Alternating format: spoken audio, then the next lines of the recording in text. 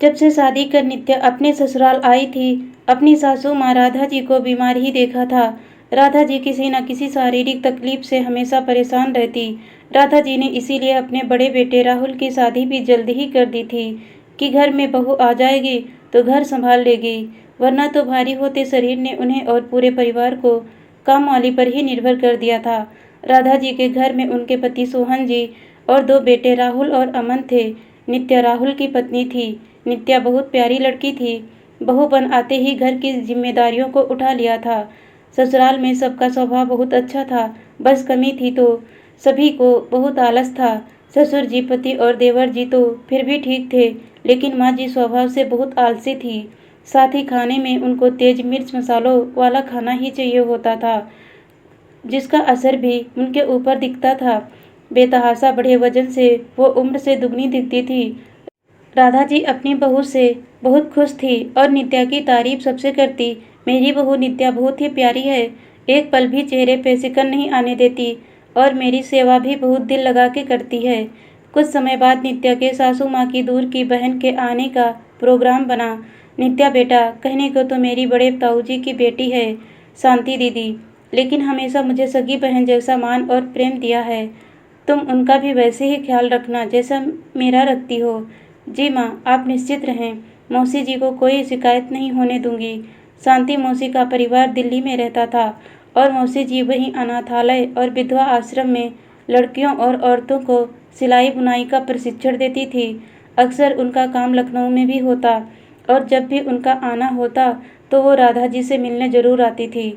अपनी सासू माँ से रोज नित्या मौसी के समाज सेवा के किस्से सुनती तो उसके दिल में भी उत्सुकता हो रही थी मौसी जी से मिलने की।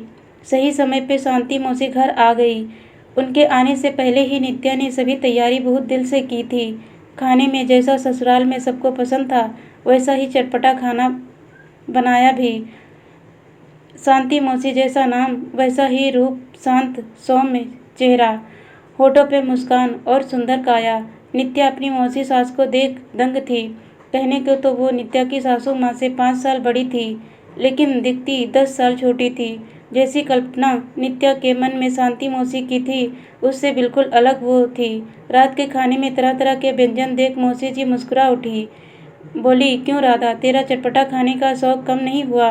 अब इस उम्र में क्या कम होगा दीदी, आप खाओ ना। खाना नित्या बहू बहुत स्वादिष्ट बनाती है। राधा जी के कहने पे शांति मौसी ने खाना तो खाया, लेकिन उन्हें खाता देख नित्या समझ गई इतने तेल मसाले का खाना उन्हें पसंद नहीं आया और उनका पेट नहीं भरा। रात को सोने से पहले नित्या ने 1 गिलास दूध का मौसी जी को पीने को दिया था तो मौसी जी मुस्कुराते हुए कहने लगी, बेटा मेरे लिए परेशान ना होना, मैं बहुत सादा खाना खाती हूँ। मौसी जी की बातें सुन नित्या ने हामी भर दी। अगले दिन सबके उठने से पहले ही मौसी जी उठ गई और जब नित्या जागी तो मौसी बाहर वॉक करती दिख गई और उसके बाद भी सारा दिन मौसी जी हर छोटा मोटा काम खुद ही करती। सुबह के नाश्ते में नित्या ने उनके लिए हल्का नाश्ता बनाया। टेबल पे गर्मा गर्म उपमा देख मौसी जी का चेहरा खिल उठा। शांति मौसी 4 दिन रुकी और हमेशा नित्या ने उन्हें सुबह शाम योगा वॉक करते देखती। मौसी जी बिल्कुल सादा खाना खाती थी और अपना सारा काम भी खुद ही करती थी। आश्चर्य से नित्या कभी अपनी सासू माँ को देखती तो कभी अपनी मौसी सास को।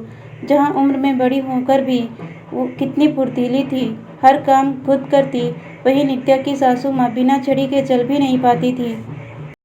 मौसी जी, आप दिल्ली जैसे शहर में रहती हैं, रुपए पैसे की कोई कमी नहीं है और उम्र में भी मम्मी जी से बड़ी हैं, फिर भी आप इतनी फिट हैं, सारा काम खुद ही करती हैं। मम्मी जी बता रही थी आप समाज सेवा का काम भी करती हैं।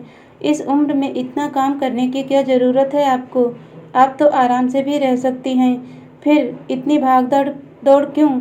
नित्या की बात सुन मौसी जी मुस्कुरा उठी। नित्या बेटा, इंसान तब बूढ़ा होता है जब उसकी इच्छा शक्ति बूढ़ी हो जाती है और मेरी इच्छा शक्ति बूढ़ी नहीं, और फिर दूसरों पे बीमार और लाचार बन बोझ बनने से तो अच्छा है मैं खुद का ध्यान रखूं और आत्मविश्वास से भर कर रहूं। जिंदगी में दूसरों की सेवा और मदद कर जो खुशी मुझे मिलती है वो मुझे दुगने जोश से भर देती है। नित्या बहू, हम समाज से बहुत कुछ पाते हैं तो कुछ फर्ज हमारा भी बनता है समाज के प्रति अपना फर्ज निभाने का। और फिर कौन कहता है बुढ़ापा एक रोग है। बुढ़ापा तब रोग बनता है जब हम मान लेते हैं। अपनी उम्र देख और आराम का सोच अगर मैं घर बैठ जाती तो न सिर्फ अपने शरीर और अपने हुनर में जंग लगा लेती, साथ ही कितनी औरतें जो आज आत्मनिर्भर बनी हैं वो ना हो पाती अगर मेरे हाथों के हुनर को अनाथ लड़कियों और विधवा औरतें सीख आज अपने पैरों पर खड़ी हो रही हैं और आत्मनिर्भर बन रही हैं तो इसमें सबसे बड़ी खुशी मेरे लिए क्या होगी। मौसी जी की बातें सुन नित्या की सारी जिज्ञासा शांत हो गई। नित्या ने समझ चुकी थी कि उसकी सासू माँ तन से नहीं बल्कि मन से बूढ़ी हो चुकी थी। वही मौसी जी ने अपने अपने जीवन के लिए उत्साह पे अपने उम्र को हावी कभी होने ही नहीं दिया। अपनी काबिलियत का सही दिशा में उपयोग कर न सिर्फ अपना जीवन साथ ही कई महिलाओं के जीवन में भी खुशियों के रंग भर रही है। मौसी जी की बात ने नित्या के सामने जिंदगी जीने के एक नए नजरिए को प्रस्तुत कर दिया था।